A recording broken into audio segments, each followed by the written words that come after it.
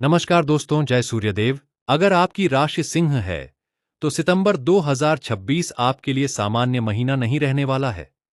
इस महीने एक तरफ अष्टम भाव में शनि, दूसरी तरफ द्वादश भाव में गुरु और साथ ही पहले सातवें भाव की राहु केतु धुरी सक्रिय है।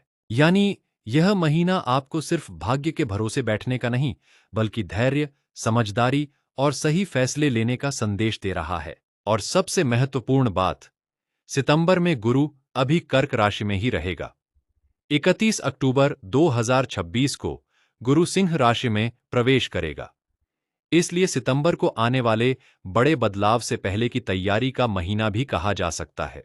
तो आइए जानते हैं सितंबर 2026 में सिंह राशि वालों के लिए नौकरी, व्यापार, पैसा, परिवार, प्रेम, स्वास्थ्य और भाग्य का पूरा हाल। सबसे पहले अष्टम भाव के शनि की बात। सिंह राशि से मीन राशि 8वां भाव है और सितंबर में शनि मीन राशि में ही है। यही कारण है कि इसे अष्टम शनि कहा जाता है। ज्योतिषीय दृष्टि से अष्टम शनि जीवन में अचानक बदलाव, देरी, जिम्मेदारी, पुराने मामलों को निपटाने और धैर्य की परीक्षा का संकेत देता है। 2026 में शनि मीन राशि में पूरे साल रहने वाला है और 26 जुलाई से वक्री भी है। इसलिए सिंह राशि वालों को सितंबर में एक बात याद रखनी है, जो काम धीरे हो रहा है उसका मतलब यह नहीं कि वह काम खराब हो रहा है। कुछ चीजें समय लेंगी।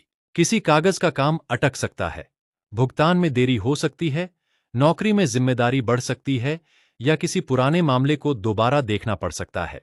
लेकिन शनि का सिद्धांत है, मेहनत का परिणाम देर से मिल सकता है, लेकिन अनुशासन से मिला परिणाम ज्यादा टिकाऊ होता है। अब गुरु की बात। गुरु 12वें भाव में। सिंह राशि से कर्क राशि आपका 12वां भाव है और सितंबर में गुरु कर्क में रहेगा।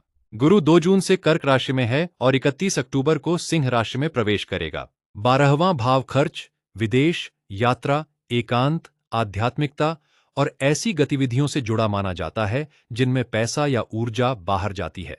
इसलिए सितंबर में खर्च पर नियंत्रण बहुत जरूरी है। अगर आप बिना योजना के खर्च करते हैं तो महीने के अंत में आपको महसूस हो सकता है कि पैसा आया भी और चला भी गया। लेकिन यही गुरु विदेश, दूर स्थान, आध्यात्मिक गतिविधि, ज्ञान और पर्दे के पीछे होने वाले कामों के लिए अवसर भी दे सकता है।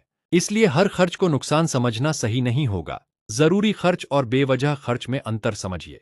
अब सबसे महत्वपूर्ण, राहु और केतु। सितंबर 2026 में केतु सिंह राशि यानी आपके प्रथम भाव में और राहु कुंभ राशि यानी आपके सप्तम भाव में है। यह स्थिति 5 दिसंबर 2026 तक बनी रहने वाली है।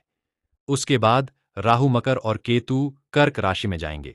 पहले भाव में केतु होने से व्यक्ति अपने बारे में बहुत सोच सकता है। कभी आत्मविश्वास बहुत बढ़ेगा और कभी बिना कारण लगेगा कि चीजें आपके अनुसार नहीं चल रही हैं।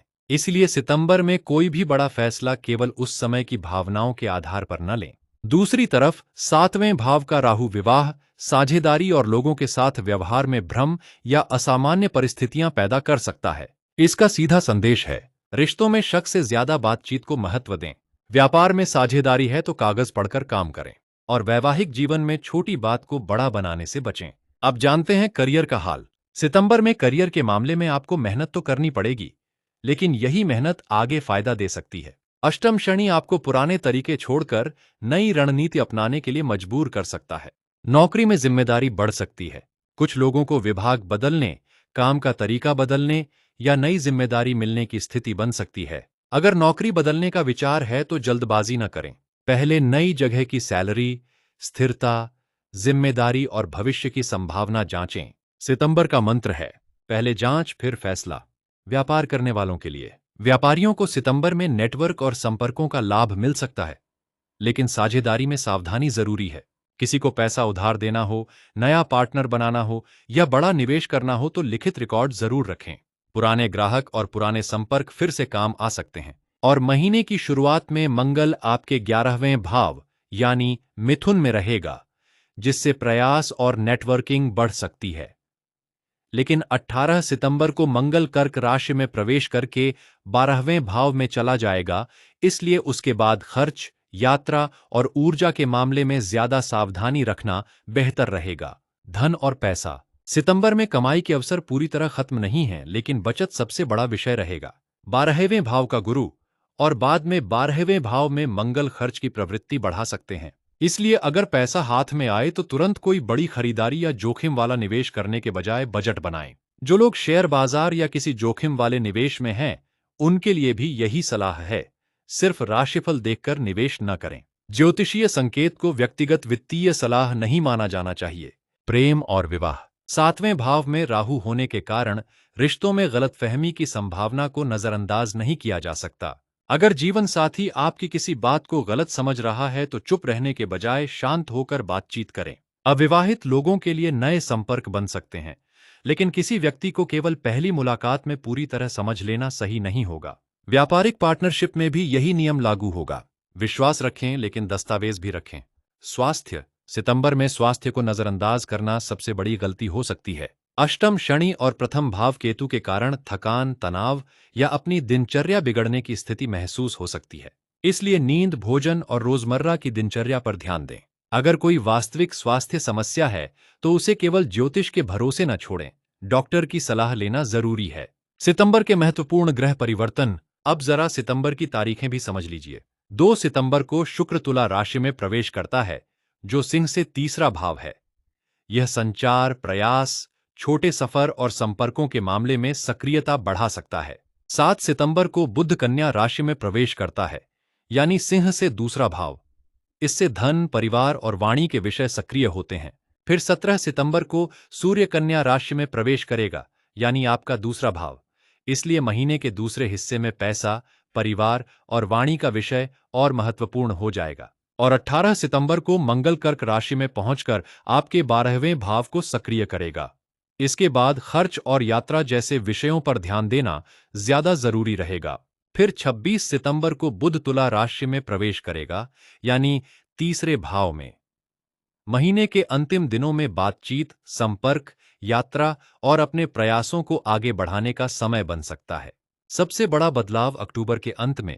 अब इस बात को जरूर याद रखिए, सितंबर में गुरु अभी आपके 12वें भाव में है, लेकिन 31 अक्टूबर 2026 को गुरु सिंह राशि में प्रवेश करेगा, यानी गुरु आपके लग्न में आएगा। इसलिए सितंबर और अक्टूबर के शुरुआती हिस्से में जो योजनाएं आप बना रहे हैं, उनमें से कई का परिणाम आगे दिखाई दे सकता है। इसी वजह से सितंबर को हार मानने का महीना नहीं, बल्कि तैयारी का महीना समझिए। सिंह राशि वालों के लिए सरल उपाय। रविवार की सुबह सूर्यदेव को श्रद्धा से जल अर्पित करें।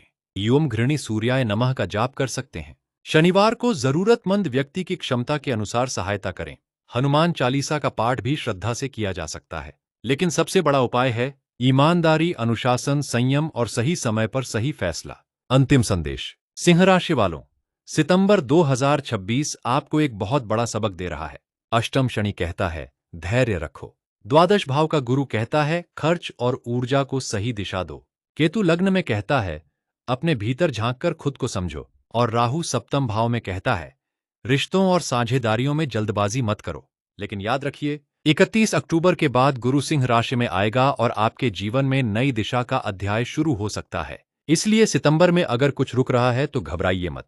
हो सकता है समय आपको रोक नहीं रहा हो, बल्कि सही समय के लिए तैयार कर रहा हो। अगर आपकी राशि सिंह है तो कमेंट में लिखिए जय सूर्यदेव। वीडियो पसंद आए तो लाइक करें, चैनल को सब्सक्राइब करें और सिंह राशि वाले अपने परिवार या दोस्तों तक यह वीडियो जरूर पहुंचाएं। जय सूर्यदेव, जय श्री गणेश।